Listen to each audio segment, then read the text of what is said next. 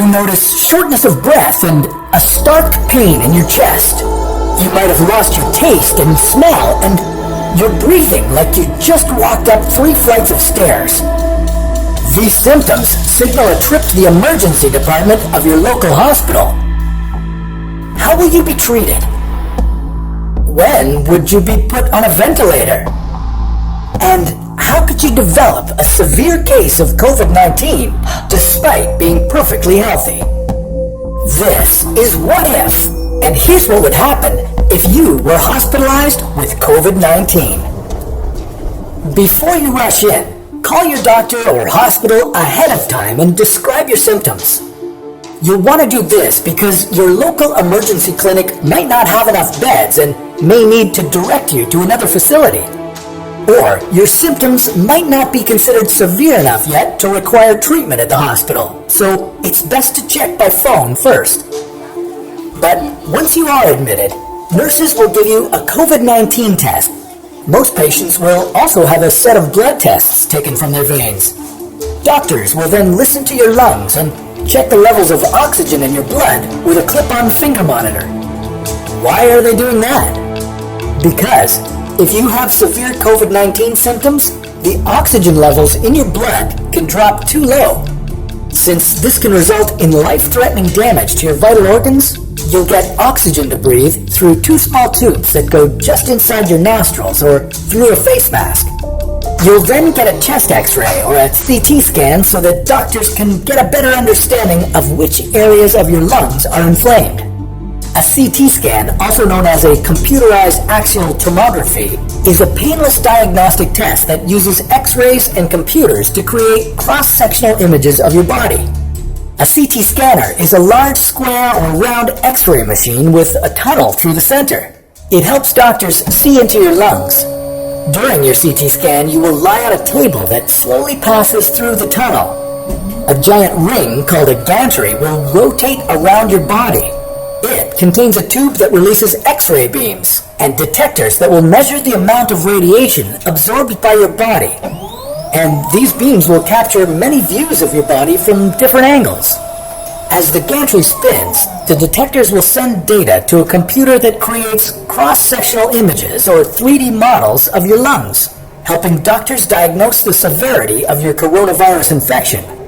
Once your doctors have all the data to determine the progress of your COVID-19 infection, what treatments can improve your condition? Well, some patients may get standard antibiotics. These won't fight the coronavirus directly, but could be beneficial if you develop an additional bacterial infection in your lungs. But because there is no approved medicine specifically for COVID-19, you'll be relying on your immune system to fight off the virus and hope that oxygen therapy combined with supportive care can help your body recover. If things go your way, your immune system will start to produce antibodies to slowly kill the virus. But what happens if your condition worsens? In that case, you will probably experience severe breathing problems, high fever, profound headaches, and nausea. If the oxygen concentration in your blood then drops below critical levels, doctors can escalate your treatment to something called high-flow nasal oxygen, which means that a machine will be pushing air into your nose, warmed to body temperature and humidified with sterile fluid. You can get up to 60 liters of oxygen per minute and up to 100% concentration. There are concerns, however, that this can put viruses into the air and potentially infect other patients, caregivers, or anyone nearby.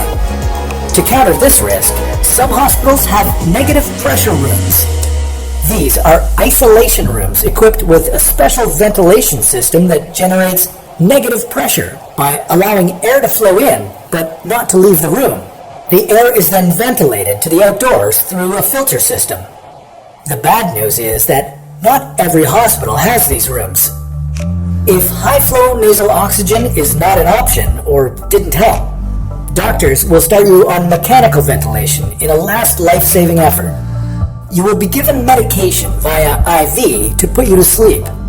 The first step in mechanical ventilation is called endotracheal intubation. Once you're asleep, your doctor will use an instrument called a laryngoscope. This device helps guide the endotracheal tube to its proper position.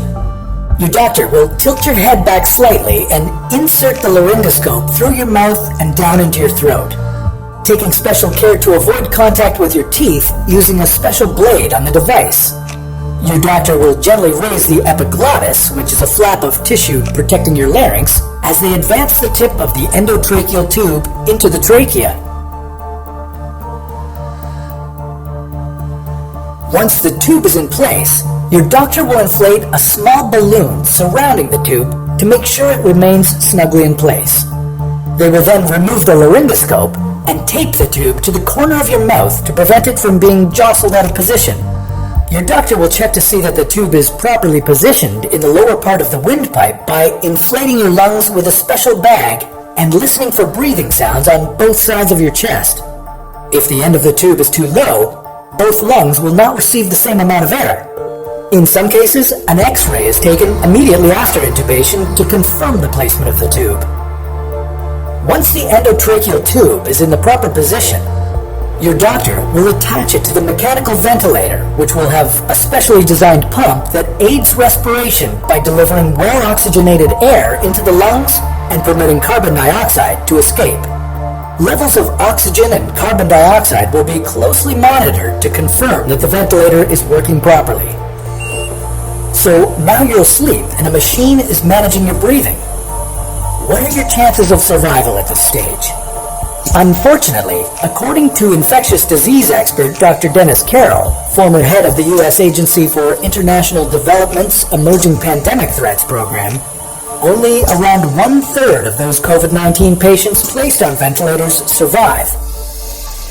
Ventilators can also be damaging to a patient when used over long periods of time, so if you do make it through this, you will have a long road of recovery in front of you.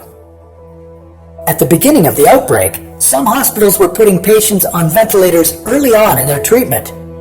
This was due in part to concerns that less invasive ventilation procedures could cause viral particles to disperse into the air. With more cases of COVID-19 to study, health professionals are attempting to set guidelines for different types of respiratory failure and who ventilator treatment would be best suited for. This includes recommendations such as placing patients on their stomachs, called prone positioning, which evidence suggests helps increase the amount of oxygen that's getting to their lungs. So, with all this in mind, why does this virus cause only mild disease in most people, but could turn fatal for you despite being healthy? In such a case, it seems the worst damage may be caused by an abnormal immune response to the infection rather than by the virus itself. In simplified terms, when any cell in your body senses that there is something foreign, in this case a virus, the immediate response of the cell is to kill itself, a protective mechanism to prevent it from spreading to other cells. The way this happens is that cells in your immune system, called macrophages, release small signaling proteins called cytokines. Certain kinds of these trigger cell death. When many cells are doing this at the same time, a lot of tissue can die. This is what medical professionals call a cytokine storm. In COVID-19, this means that lung tissue breaks down and the walls of the lungs' tiny air sacs leak fluid through, causing pneumonia and starving the blood of oxygen. Most of your cells in the tissue will die as a result of this uncontrolled level of cytokines. It eats away at your lungs to a point where they cannot recover. Your body is now attacking itself.